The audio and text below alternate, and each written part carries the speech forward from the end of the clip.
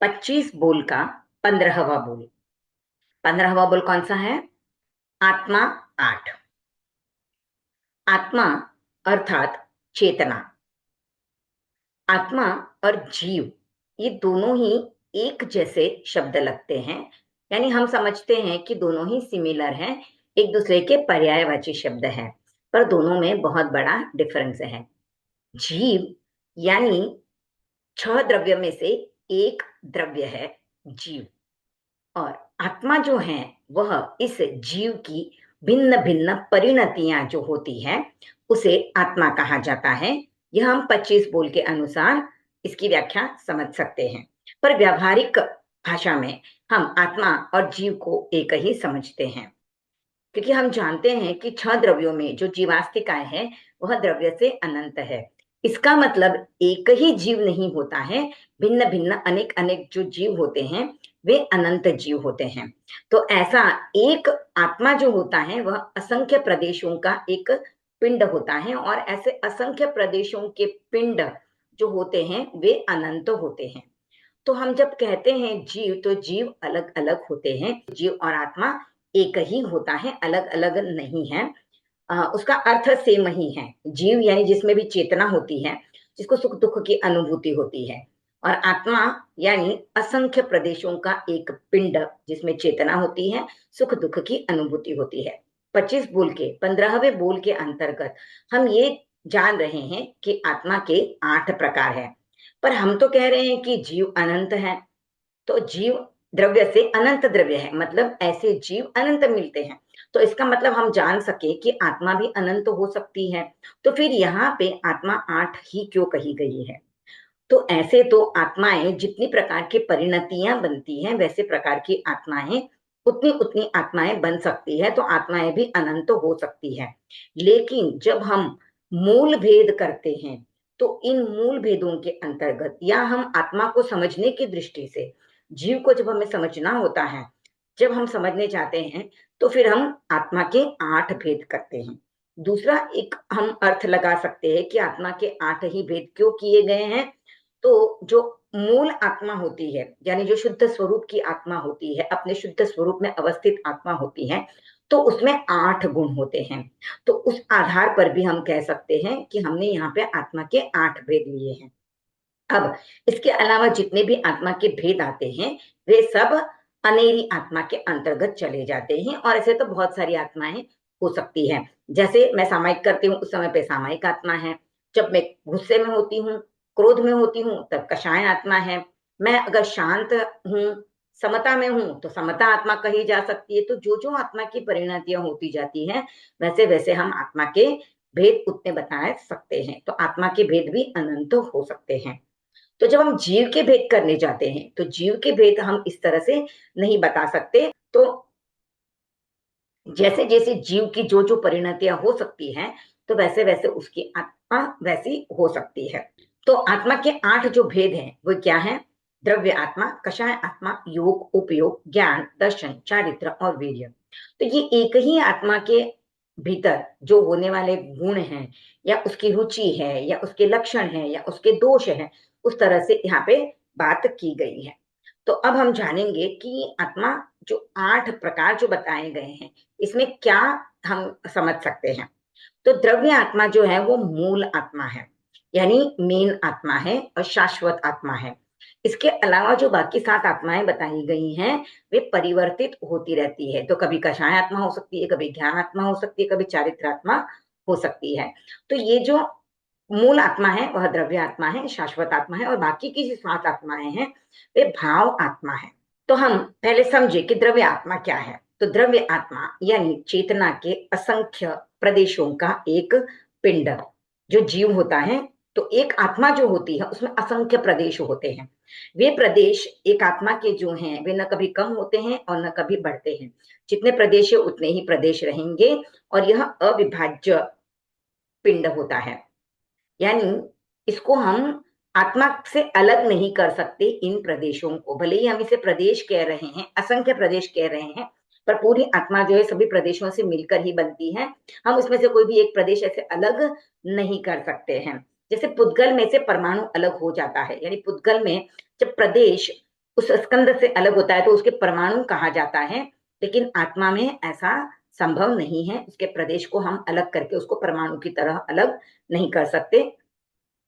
तो इसके जो प्रदेश हैं वे असंख्य प्रदेश हैं।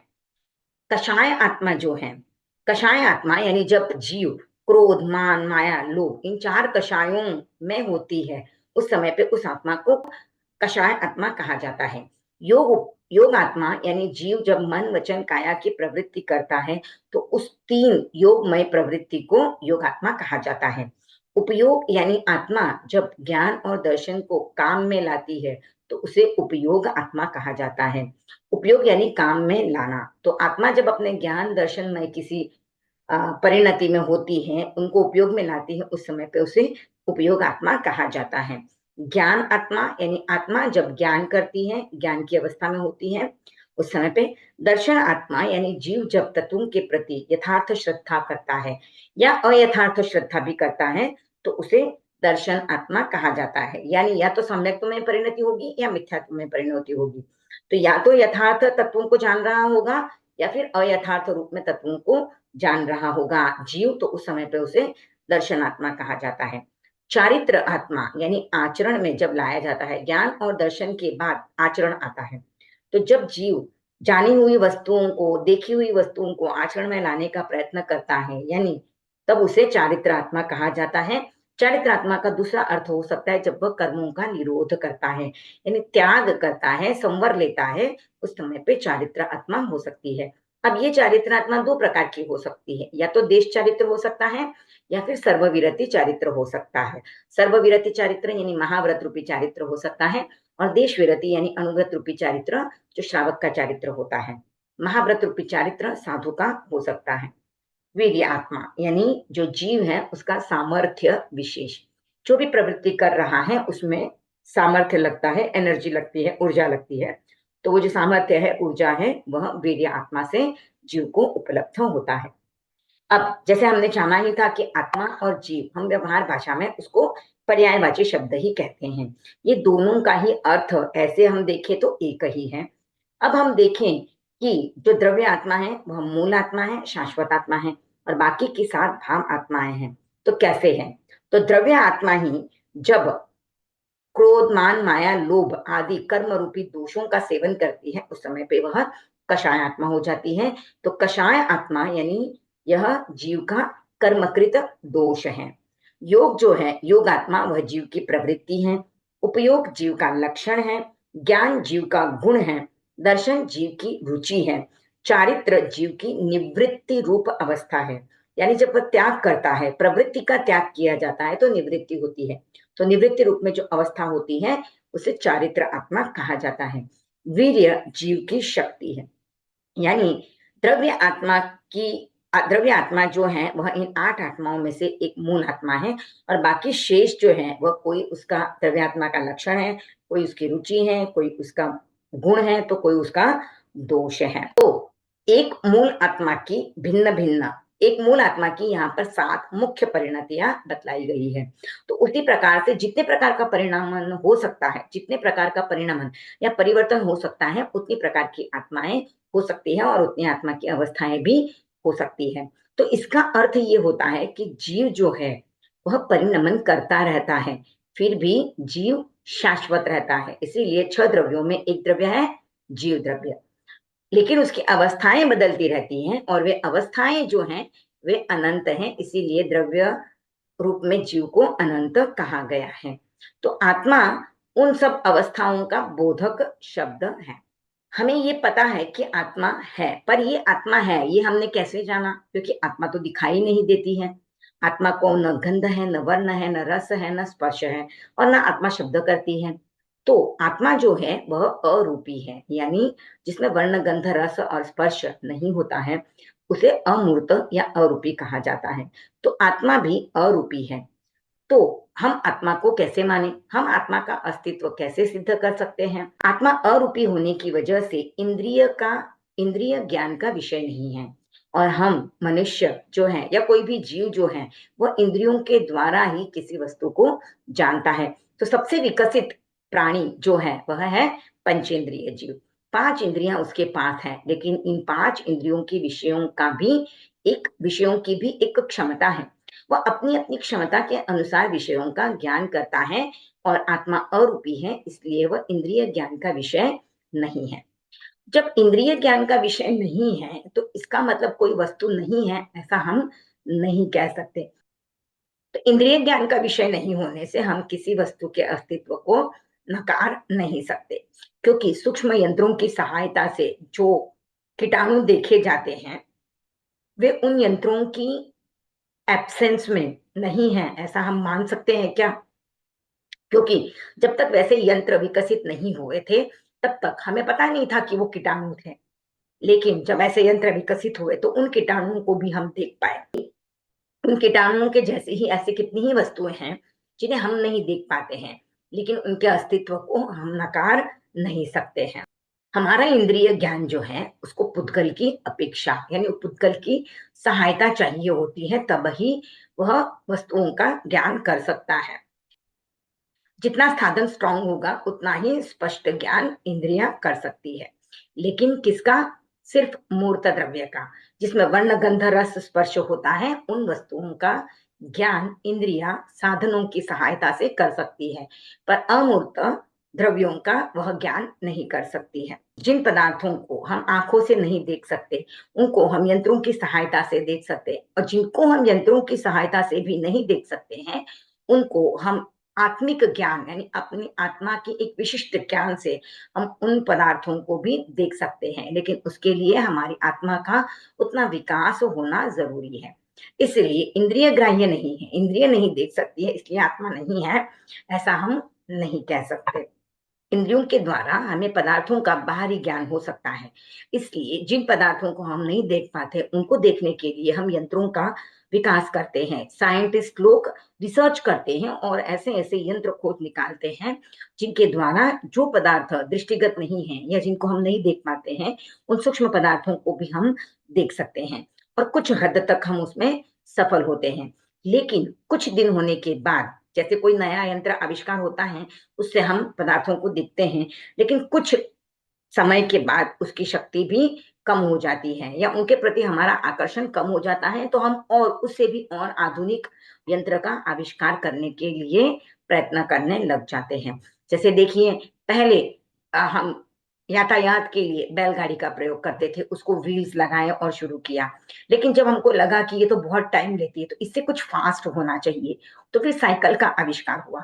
साइकिल जब उस थोड़े दिन तो हमें बहुत अच्छा लगा कि साइकिल बहुत अच्छी है, लेकिन जब उससे लगा कि उससे भी टाइम लगता है, तो इससे भी कुछ फास्ट हो सकता है। फिर स्कूटर, फिर कार, फिर एरोप्लेन, इस तरह से सबसे फास्टेस्ट अब जो हम एरोप्लेन की बात कर रहे हैं। तो इंसान के भीतर जो पंचेंद्रिय जीव है, उसमें विकास की प्रयास होती है, और इसलिए वह और आधुनिक यंत्रों का आविष्कार करने के लिए रिसर्च करते रहते हैं। तो इतने नए नए आविष्कार करने के बाद भी ये नहीं हो सकता कि हम सभी सत्यों का या सभी रहस्यों का पूर्ण रूप से पता लगा पाए। तो यहाँ पर हमको ये पता चलता है कि हम कितने ही शक्तिशाली यंत्र बना ले, लेकिन इंद्रिय ज्ञान के परे की जो वस्तुएं हैं, उनका ज्ञान हम नहीं कर सकते।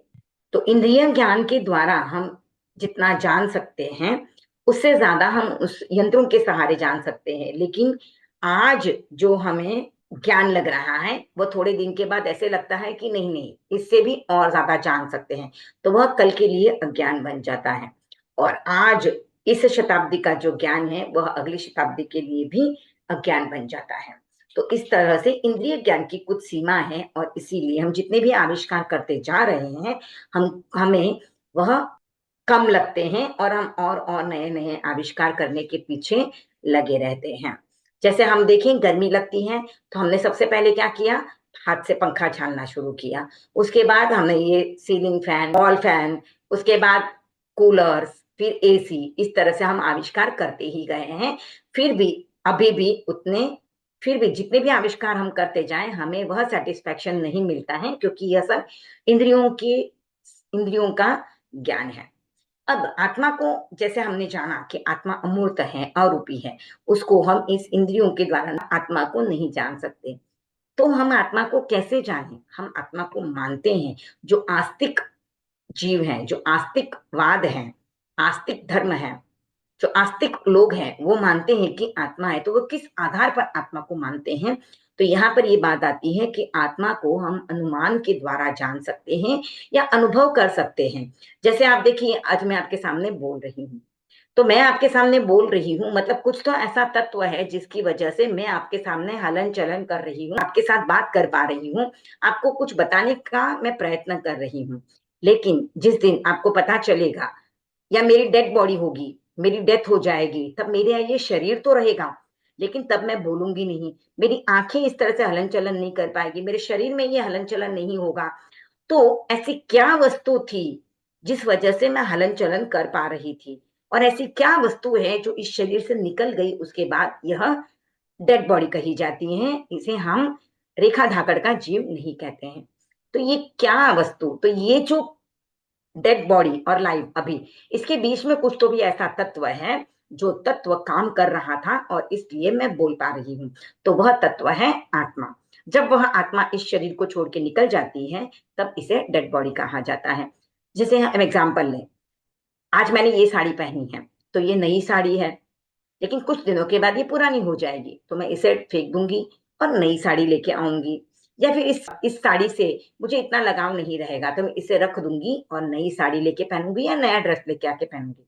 तो वैसे ही हमारा ये जो शरीर है, आत्मा जब जन्म लेती है, तो आत्मा जन्म लेती है तो वह अमूर्त है। तो अमूर्त होने की वजह से वह अपना कार्य स्वयं नहीं कर सकती है, तब वह पुद्गल की सहायता लेती है, और वह पुद्गल होता है हमारा ये शरीर। इस शरीर के सहारे आत्मा अपनी क्रियाएं करती है। तो जब तक इस शरीर में उसका रहने का कालमान होता है तब तक वह इस शरीर में रहती है, अपनी क्रियाएं करती है, और जब वह कालमान पूरा हो जाता है तो ये पुराने वस्त्र की तरह इस शरीर को आत्मा छोड़ देती है और आगे कहीं जाकर नया शरीर ग्रहण करती है। तो इस तरह से हम आत्मा को अनुमान के द्वारा समझ सकते हैं। जैसे आप देखिए, हवा चल रही है, हवा चलती है पर हमें दिखाई नहीं देती है, लेकिन जब हमारे हमारे बॉडी से हवा का स्पर्श होता है तो हमें अनुभव होता है कि हवा है। तो जैसे हम स्पर्श के द्वारा हवा को महसूस कर सकते हैं, वैसे ही हम अनुमान से आत्मा को जान सकते हैं। एक और एग्जाम्पल आप लिख सकते हो, एक कमरा है, उसमें अंधेरा किया हुआ है, और दीवार के ऊपर, जैसे आप लोग कभी देखते हो प्रोजेक्टर से आपको फिल्में दिखाई जाती हैं, तो पूरे कमरे में अंधेरा कर दिया जाता है और एक स्पॉटलाइट गिरती है पर्दे के ऊपर और आपको पिक्चर्स दिखाई देने लगती है।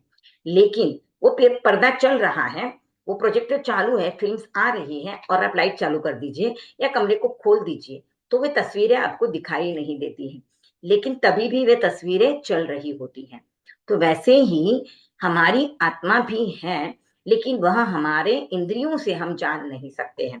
तो वे तस्वीरें जैसे प्रकाश होने की वजह से, लाइट होने की वजह से हमें दिखाई नहीं देती हैं जबकि वे चल रही थी, लेकिन जब अंधेरा हो जाता है तो हमें वे चित्र या वे तस्वीरें दिखाई देती हैं। तो वैसे ही हम जब इस वर्तमान शरीर में हैं तो उस समय पे हमारा जो ज्ञान है उस पे आवरण आया हुआ है, हमारे वर्तमान जीवन का ज्ञान यहाँ पे चल रहा है, तो पीछे का जो ज्ञान है वह अंधकार में चला गया है। तो इसीलिए हमको दिखाई नहीं दे रहा है कि हमारा पीछे का भाव क्या था, हम पीछे क्या थे।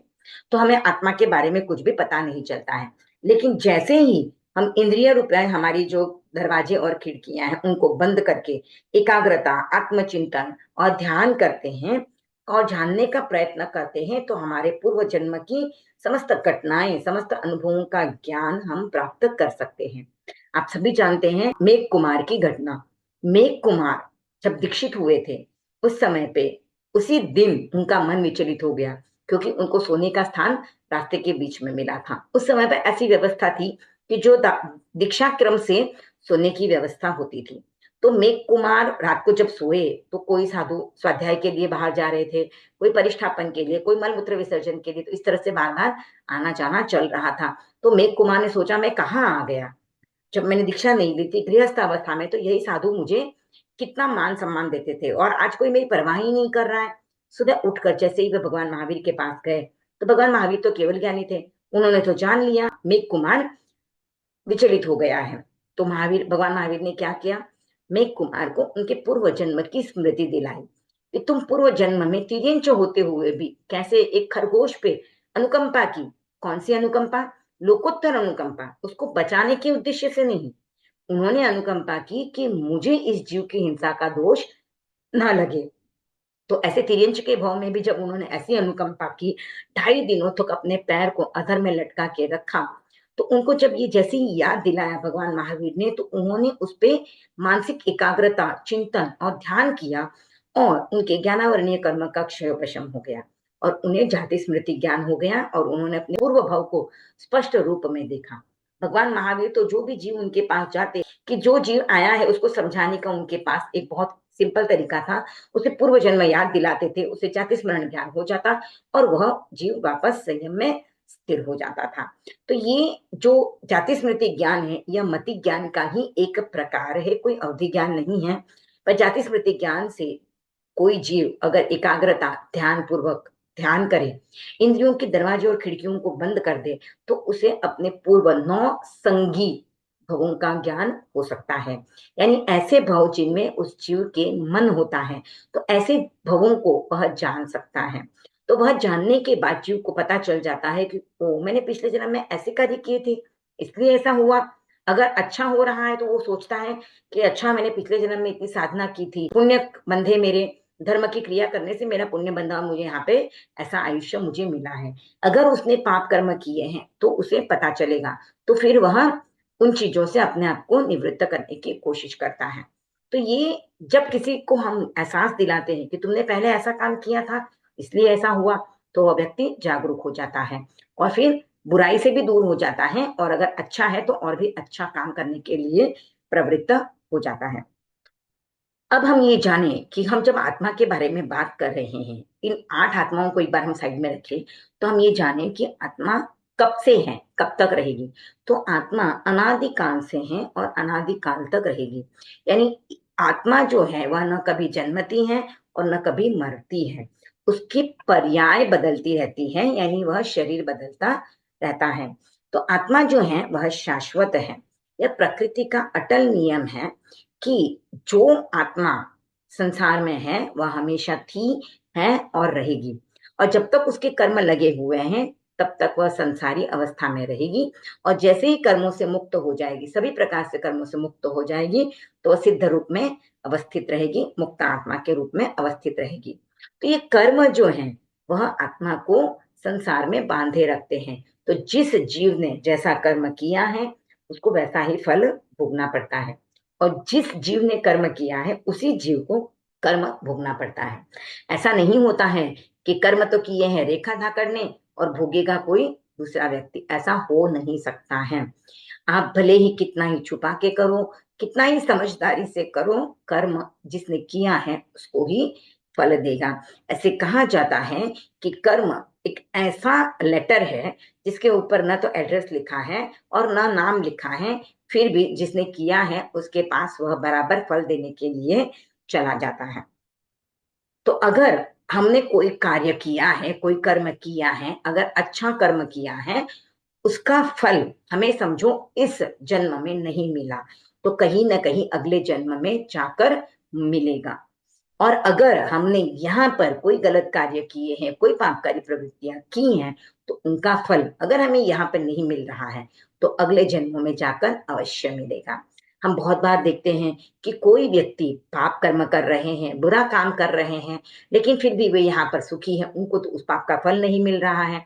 तो हम बहुत बार सोच लेते हैं अरे ऐसा हो ही नहीं सकता, उसने इतना बुरा काम किया फिर भी उसको इतना अच्छा सब कुछ मिल रहा है, मतलब तो फिर बुरा काम करो और फिर अच्छा जो मिल रहा है, जो हमें भी अच्छा मिल जाएगा। तो ये आप कभी भी मत सोचना। जो बुरा काम कर रहा है उसको यहाँ पर अच्छा मिल रहा है, वो आज के बुरे कामों का फल नहीं है।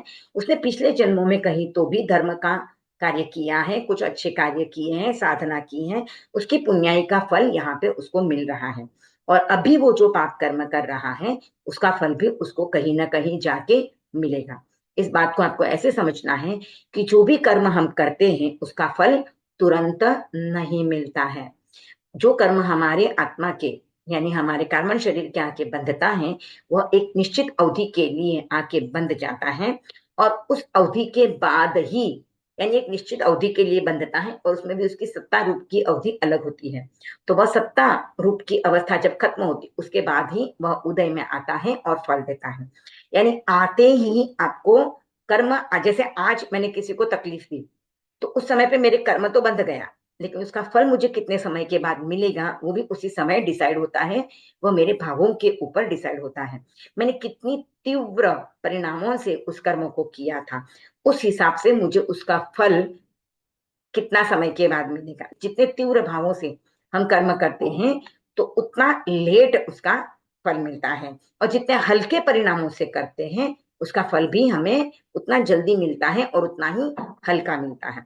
कर्म का फल जो है वो तुरंत नहीं मिलता है, इसलिए हम कंफ्यूज हो जाते हैं और हम गलत धारणा बना लेते हैं। तो हमें ये गलत धारणा नहीं बनानी है। इस प्रसंग में एक घटना मुझे याद आ रही है। एक परिवार था, पति पत्नी का जोड़ा था। दोनों की हालत है, पति जो ज्यादा कमा नहीं पा रहा था और बहुत गरीबी की अवस्था थी। तो उस समय पे पत्नी ने अपने मन को समझाया कि भाई ठीक है, जो है उसमें रहना है। तो उसने ज्यादा शोक नहीं किया उस चीज का, आर्त ध्यान नहीं किया, तो उसकी वजह से उसको बहुत हल्के कर्मों का बंधन हुआ। फिर समय का पहिया ऐसा चला कि पति पति का काम भी अच्छा चलने लग गया, अच्छा धन आ गया और उनकी स्थिति भी अच्छी खासी सुधर गई। और ऐसे करते करते 20 साल बीत गए। और 20 साल के बाद जब बहुत अच्छा सब कुछ चल रहा था, तब भी वह पत्नी ऐसे अचानक से कभी बैठ के खुद ही रोने लग जाती थी। परिवार वाले सब कहते क्यों रो रही हो, सब तो अच्छा है, अब क्या कमी है, अब क्यों रोना है। तो बोलती पता नहीं मुझे रोना आ रहा है। तब उसने किसी साधु साध्वियों के दर्शन किए होंगे जो ज्ञानी होंगे, उनसे पूछा कि ऐसा क्या कारण है कि अब तो मेरे पास सब कुछ अच्छा है, जब मेरे पास इतनी खराब स्थिति थी, जब मेरी इतनी खराब स्थिति थी तब भी मैंने कभी रोया नहीं, कभी किसी चीज का आत्म ध्यान नहीं किया। तो अब तो मेरे पास सब कुछ अच्छा होते हुए भी मुझे अचानक से रोना आ जाता है, पता नहीं क्या होता है। घर वाले डांटते हैं तो मैं कमरे में बंद होकर रोती हूँ, तो ऐसा क्यों हो रहा है। तो वे साधु साध्वी जो भी थे, वे ज्ञानी थे। तो उन्होंने उनको कहा कि तुम्हारे पास जब कुछ नहीं था तो तुमने शोक ज्यादा नहीं किया, यानी आर्त ध्यान उतना तीव्र नहीं किया, पर जितना भी शोक तुमने किया था वह हल्के रूप में तुम्हारे कर्मों का बंधन हुआ। और वे अब 20 साल के बाद तुम्हारे कर्म उदय में आए हैं, और इसलिए तुम ये हल्के रूप में, मतलब खुद ही खुद रोती रहती हो, ये शोक कर रही हो। तो इसको भी तुम कंट्रोल कर सकती हो। जैसे कहते हैं ना, जब हमारे कर्मों का उदय होता है, उनकी वेदना करनी होती है, तो उस समय पे हमें सावधान रहना है कि ये मेरे ही किए हुए कर्म का फल है, और हमें नए रूप से कर्मों का बंधन अगर नहीं करना है तो हमें आर्त ध्यान में नहीं जाना है, समभाव रखना है। तो ऐसे करके भी हम उन नए कर्मों से, जो कर्म उदय में आए हैं उन्हें तो भोगना ही पड़ेगा, पर उनको अगर हम समभाव से सहन करते हैं तो हमें आर्त ध्यान की वजह से जो नए कर्मों का बंधन होना है वह नहीं होगा, और आत्मा धीरे धीरे करके शुद्ध हो सकती है। जैसे हम देखते हैं कि एक ही जीव जब जन्म लेता है, तब बचपन होता है यानी बाल रूप में होता है, फिर धीरे धीरे धीरे वह जीव बड़ा होता जाता है, जवान होता है, और फिर वृद्धावस्था आती है। तो जब ये क्रम हम इस जीवन में भी देख रहे हैं, तो फिर एक ही आत्मा यहाँ का आयुष्य पूरा करके दूसरा जीव जन्म लेती है, ये बात हम क्यों नहीं मान सकते। तो जीव की जिस तरह से वृद्धि होती है और फिर ह्रास होता है और विनाश हो जाता है, तो आत्मा, जो शरीर है वह खत्म हो जाता है। तो जो नया जीव आ रहा है वो कहीं ना कहीं से भी आत्मा अपना जन्म, एक जन्म से दूसरे जन्म में ले रही है। अब देखिए, जब हम देखते हैं कि जीव जब बचपन से लेकर जवानी में आता है, वृद्धावस्था में आता है, तो भी बचपन की बहुत कुछ बातें उसको याद रह जाती है। जैसा बचपन में था वैसा वृद्धावस्था में नहीं है, लेकिन बचपन की बातें उसको याद रह जाती है, क्योंकि कुछ न कुछ ऐसा तत्व जो है जो बचपन में भी था और वृद्धावस्था में भी है। तो ये अगर ऐसा नहीं होता तो बचपन की कोई भी बात हमें याद नहीं रहती। तो ये जो तत्व हम कह रहे हैं, जो बचपन में भी था और वृद्धावस्था में भी शरीर में रहता है, तो वह है आत्मा। तो ये आत्मा ही जब शरीर मर जाता है तो वह दूसरा शरीर भी बदल लेती है। तो ये बात को हम समझ सकते हैं कि हमारे वर्तमान शरीर में इतना परिवर्तन होता है तो भी आत्मा नहीं बदलती है, तो फिर मरने के बाद भी, दूसरा शरीर लेने के बाद भी वह आत्मा नहीं बदलती है। तो वास्तव में परिवर्तन कहाँ होता है? शरीर में परिवर्तन होता है, जिसे हम कह सकते हैं वस्त्र रूपी शरीर, तो इसमें परिवर्तन होता है। बाकी आत्मा वो की वो ही रहती है। इसे हम एक और एग्जाम्पल से समझ सकते हैं। जैसे हमारे पास, जैसे मेरे पास ये अंगूठी है, अब मुझे ये अंगूठी पसंद नहीं आ रही है, तो मैं इसको तोड़ के इसका कड़ा बना लूं, इसके इयररिंग्स बना लूं। तो पहले अंगूठी थी, बाद में इयररिंग्स बन गए, लेकिन तो भी सोना जो है वो तो वही है। तो सोना तो रहेगा ही, उसका सिर्फ परिवर्तन हुआ रूप चेंज हुआ है। तो वैसे ही शिव शरीर बदला है, गति बदली है, पर आत्मा तो वो की वो ही है।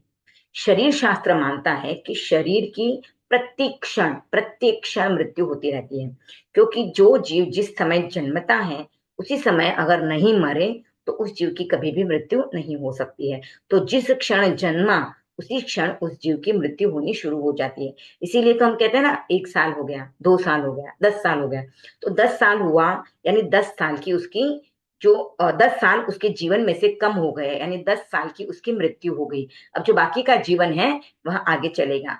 तो हम जो कह रहे हैं कि 10 साल का जीव हुआ तो 10 साल से उसकी मृत्यु हो रही थी, धीरे धीरे करके वो मृत्यु की तरफ आगे बढ़ रहा है। तो इसीलिए कहा जाता है कि बर्थडे हम मनाते हैं तो वो खुशी का मौका नहीं है, वहां पर हमें सचेत होना है कि 10 साल मेरे बीत गए हैं, अब तक मैंने क्या किया, मैंने कितना धर्म किया, मैं कितना जागरूक रही।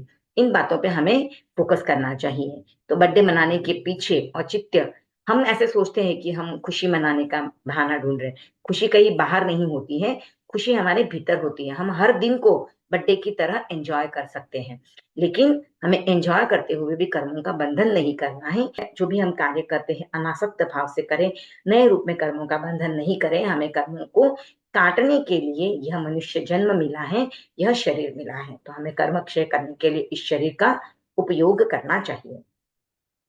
शरीर शास्त्र कहता है कि प्रत्येक क्षण हमारे शरीर की मृत्यु हो रही है। कहना है शरीर शास्त्र का कि प्रत्येक 7वें वर्ष में हमारा शरीर जो है वो पूर्ण रूप से बदल जाता है, लेकिन फिर भी हमें ये एहसास नहीं होता है कि मेरा शरीर बदला या हमारा अस्तित्व चेंज हो गया। शरीर पूरी तरह से बदल गया, फिर भी हमें ये एहसास नहीं हुआ। तो हम तो 14-21 साल पहले की भी घटना याद रखते हैं। जैसे अब मुझे याद है मेरा बर्थडे कब है, 50 साल पहले जो बर्थडे हुआ था मुझे बताया था, या 20 साल पहले भी मुझे पता था, आज भी मुझे याद है। तो इतने साल पहले की भी चीजें मुझे याद रहती हैं। तो इसका मतलब है कि शरीर से भिन्न कोई वस्तु जो है वो हमारा अस्तित्व कायम रखती है, और वो अस्तित्व है हमारी आत्मा। कोई भी मनुष्य ऐसा नहीं सोचता कि मैं नहीं था या मैं नहीं रहूंगा। वह हमेशा यही सोचता है कि मैं सदा से हूं, सदा रहूंगा, सदा से था, ऐसा ही सोचता है। और ये जो स्वाभाविक सोचने की मनुष्य की स्थिति है वह कभी भी हट नहीं सकती है। अब क्वेश्चन ये होता है कि हम कह रहे हैं कि आत्मा एक शरीर को छोड़कर दूसरा शरीर धारण करती है, जैसे हम कपड़े चेंज करते हैं। तो वह एक शरीर से दूसरा शरीर में कैसे प्रवेश करती है, कैसे जाती है? तो कैसे जाती है तो वह अंतराल गति के द्वारा एक जन्म से दूसरे जन्म में जाती है। और एक शरीर से दूसरे शरीर में कैसे जाती है, तो वह सूक्ष्म शरीर, कार्बन शरीर जो हमारे आत्मा के लगा हुआ है, उस कार्बन शरीर के द्वारा एक शरीर से दूसरे शरीर में प्रवेश कर सकती है। अब ये हमारा जो शरीर दिख रहा है यह औदारिक शरीर है। इस शरीर के साथ और 2 शरीर है, क्योंकि हमारे में कितने शरीर हैं ये जब क्वेश्चन पूछा जाता है तो हम कहते हैं 3 शरीर हैं। तो 3 कौन से शरीर? औदारिक, तेजस और कार्बन शरीर। तो ये तेजस और कार्बन ऐसे सूक्ष्म शरीर हैं जो हमको दिखाई नहीं देते, पर आत्मा के साथ निरंतर लगे रहते हैं। कब तक लगे रहेंगे? जब तक आठों ही कर्म क्षय नहीं हो जाते तब तक ये हमारे आत्मा से लगे रहेंगे। और जब ये आठों ही कर्म क्षय हो जाएंगे तो ये तेजस और कार्बन शरीर भी छूट जाएगा और आत्मा अपने मूल रूप में अवस्थित हो जाएगी। तो दोनों ही चीजें एक ही हैं, आठों कर्मों से मुक्त होना या सूक्ष्म शरीर से मुक्त होना। तो सूक्ष्म शरीर में 2 शरीर हैं, तेजस और कार्बन शरीर, और ये जोड़ा हमेशा साथ में ही रहता है। तेजस अलग और कार्बन शरीर ऐसा कभी भी अलग नहीं मिलेगा, दोनों साथ में ही रहते हैं। और जिस दिन ये दोनों ही सूक्ष्म शरीर छूटते हैं तो जीव सिद्ध बुद्ध मुक्त हो जाता है। अब आत्मा हमें क्यों नहीं दिखाई देती है ये प्रश्न है। आत्मा में न वर्ण है, न गंध है, न रस है, न स्पर्श है, जो इंद्रियों के विषय है। इंद्रियां वर्ण गंध रस स्पर्श यानी मूर्त पदार्थों को जान सकती है, और आत्मा में ये नहीं होने की वजह से इंद्रियां इनको जान नहीं सकती है। अतीन्द्रिय ज्ञानी आत्मा को देख सकते हैं। बिना देखे भी हम आत्मा का अस्तित्व अनुमान के द्वारा मान सकते हैं, क्योंकि हम नहीं देख पा रहे हैं इसलिए उस वस्तु का अस्तित्व नहीं है ऐसा हम नहीं कह सकते हैं। अब जिसका रूप नहीं है, जिसका आकार नहीं है, वह कैसा पदार्थ? तो इसके बारे में उत्तर आता है कि रूप, आकार, वजन पदार्थ विशेष के निजी लक्षण हैं। सब पदार्थों का नहीं है। यानी हम जो कहते हैं कि दुनिया में दो तरह के पदार्थ हैं, तो मूर्त और अमूर्त। तो मूर्त पदार्थों के लक्षण है कि उसका रूप होगा, आकार होगा, वजन होगा, गंध होगा, स्पर्श होगा। लेकिन जो अमूर्त हैं उनके न तो रूप होता है, न आकार, न वजन, न गंध होता है। तो पदार्थ का जो मूल व्यापक लक्षण हम कहें कि कोई भी पदार्थ है तो उसका मूल लक्षण, व्यापक लक्षण है अर्थ, क्रिया, कारित्व। यानी उसका अर्थ होता है कि जो प्रतिक्षण क्रिया करता रहे। तो पदार्थ वह होता है जो प्रतिक्षण क्रिया करता रहता है। अब पदार्थ का दूसरा लक्षण है सत। सत यानी कि जो पदार्थ अपनी पूर्ववर्ती अवस्थाओं को त्यागता जाता है और उत्तरवर्ती अवस्थाओं को प्राप्त करता जाता है, लेकिन अपने मूल अस्तित्व का त्याग नहीं करता है। यानी पुरानी पर्यायों को छोड़ता जाता है, नए पर्याय को ग्रहण करता है, लेकिन जो मूल तत्व है उसे वैसा ही कायम रखता है। तो आत्मा में दोनों ही लक्षण दिखाई देते हैं। आत्मा का गुण क्या है? चैतन्य। जानने की क्रिया उसमें निरंतर होती रहती है, तो वह निरंतर क्रिया करती रहती है। वह बचपन, युवा, वृद्धावस्था को प्राप्त होती है। पशु मनुष्य गति या देव नरक गति में जाती है। तो शरीर का चेंज करती रहती हुए भी उसका चैतन्य जो है वह कायम बनाए रखती है।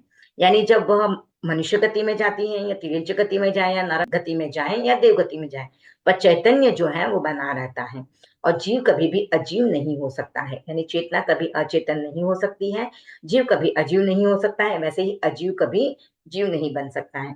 जैसे ये लैपटॉप है, ये बुक है, या अजीव अजीव में ही चेंज हो सकता है और जीव जीव में ही जा सकता है। तो ये अनादि पारिणामिक भाव है कि जीव जीव ही रहेगा, अजीव अजीव ही रहेगा। तो इसलिए आत्मा एक स्वतंत्र पदार्थ है। जैसे हम देखते हैं एक तत्काल उत्पन्न यानी अभी जन्मा हुआ कीड़ा है, वह भी अपने शरीर को बचाने की कोशिश करता है। तो क्यों करता है? क्योंकि शरीर के प्रति उसका ममत्व है। यह ममत्व कैसे आया? क्योंकि अभी तक तो वो अभी जस्ट जन्मा ही है, तो भी उसको इस शरीर के प्रति ममत्व रहता है। तो वह इसलिए रहता है क्योंकि पिछले भव में भी वह जीव था और वहां के संस्कार वह यहाँ पे लेके आया है। तो वही आत्मा यहाँ पे आई है, तो उस आत्मा में कुछ संस्कार है, उन संस्कारों की वजह से जीव का शरीर के प्रति ममत्व रहता है। यह ममत्व जो है वह पूर्वाभास के बिना नहीं हो सकता। जैसे आप देखते हो कोई बच्चा जन्मता है तो जन्मते ही वह रोना शुरू करता है और उसे पता चलता है, मतलब हम फिर उस माताएं उसको दूध पिलाती है। तो दूध पिलाती हैं तो जैसे ही उसके मुंह से मुंह लगाता है तो वह सक करना शुरू करता है। उसे क्या पता कि सक करना है, पर वह शुरू कर देता है सक करना। तो ये भी पूर्व जन्म के संस्कार हैं, जहां पे उसे पता है कि मुंह से खाना ग्रहण किया जाता है, इस तरह से आता है। तो ये पूर्व जन्म के संस्कारों की वजह से ही होता है। तो आत्मा ही है जो कर्मों की करता है, आत्मा ही कर्म की भोगता है, यानी कर्मों का भोग करने वाली है। यही आत्मा जो यह कर्म ही है जो संसार में परिभ्रमण कराते हैं और मुक्ति की ओर भी जो ले जाएगी, वह भी आत्मा ही है। तो आत्मा ही पुरुषार्थ करती है, तो आत्मा ही ये सब कर रही है। नहीं तो आप देखिए जो आत्मा के जो कर्म लगे हुए हैं वह इसको इस तरह से परिणति दे रहे हैं। आप देखिए हमारे संसार में भी कितनी विचित्रता दिखाई देती है। कोई गरीब है, कोई अमीर है, कोई दिखने में सुंदर है, कोई एकदम कुरूप है, कोई बहुत बुद्धिमान है, कोई मूर्ख है। तो ये सब जो विविधताएं दिखाई देती है, तो आत्मा के कर्म किए हुए हैं अलग अलग प्रकार के, इसीलिए जीव अलग अलग रूपों में आपको दिखाई देते हैं। अब जैन दर्शन मानता है कि आत्मा जो है वह शरीर परिमाण की है, यानी जैसा शरीर होगा उस हिसाब से वह आकार ले लेती है। जैसे मनुष्य का जन्म मिला तो मनुष्य के रूप में आत्मा आकार ले लेगी। अगर उसको चींटी का जन्म मिला है तो चींटी के शरीर में वह आत्मा अपना स्थान बना लेगी। हाथी का जीव मिला है तो उस हिसाब से वह आत्मा अपना शरीर बना लेती है। तो आत्मा में संकोच और विस्तार होने की क्षमता है। जैसा शरीर मिलता है वैसा वह आकार ले लेती है। जैसे आप देखिए पानी के जैसा आप समझ लीजिए, पानी को आपने ग्लास में रखा तो वह ग्लास का आकार ले लेती है, उसको आप घड़े में डालो तो घड़े का आकार ले लेता है। तो जैसा हम उसको जिस बर्तन में रखते हैं उस हिसाब से वह आकार ले लेता है। तो यहाँ पर भी आत्मा को जैसा शरीर मिलता है वह वैसा आकार ले लेती है। उसके जो प्रदेश हैं वे उस शरीर के हिसाब से फैलते हैं या सिकुड़ जाते हैं। इसको हम एग्जाम्पल से समझ सकते हैं। जैसे दीपक के प्रकाश से हम इसकी तुलना कर सकते हैं। एक दिया हमने किसी कमरे में रखा तो वह उस कमरे को प्रकाशित करता है। उसी कमरे में अगर हमने हजारों दिए रख दिए, 100 दिए रख दिए, तो वे 100 दिए, हजारों दिए भी उसी कमरे को प्रकाशित करते हैं। हम उस दिए को अगर एक ढकनी के नीचे रख दे तो वह उस ढकनी में समा जाता है प्रकाश, घड़े में रखे तो उस घड़े में समा जाता है। तो उसी तरह से कार्बन शरीर का आवरण जो है वह आत्म प्रदेशों का भी संकोच और विस्तार करता रहता है। तो कार्बन शरीर का जो आवरण है आत्मा के ऊपर, उसकी वजह से आत्म प्रदेशों का भी संकोच और विस्तार होता रहता है। जो आत्मा बालक शरीर में रहती है वही युवा शरीर में रहती है और वही वृद्ध शरीर में रहती है। तो यहाँ पर एक प्रश्न आता है कि अगर हम शरीर आत्मा को शरीर प्रमाण की माने तो आत्मा के अवयव है, ऐसा हो सकता है, पर अवयव सहित तो हो जाने से वह अनित्य हो जाएगी, यानी अशाश्वत हो जाएगी, क्योंकि जो भी अवयव सहित होता है वह अनित्य होता है, विनाश धर्मा होता है, उसका विनाश हो जाता है, अशाश्वत हो जाता है। जैसे घड़ा अवयव सहित होता है तो वह अनित्य हो जाता है। तो इसका समाधान यह है कि यह कोई नियम नहीं है कि जो अवयव सहित होता है वह विनाश धर्मा होता है या अनित्य होता है। घड़े का आकाश, पट का आकाश, यह सब आकाश भी स अवयव है और ये नित्य है। वैसे ही आत्मा भी स अवयव है, फिर भी वह नित्य है और शाश्वत है, क्योंकि आकाश जो है वह नित्य है, शाश्वत है। तो घड़े के आसपास का आकाश भी स अवयव दिखाई देता है, लेकिन फिर भी वह नित्य होता है।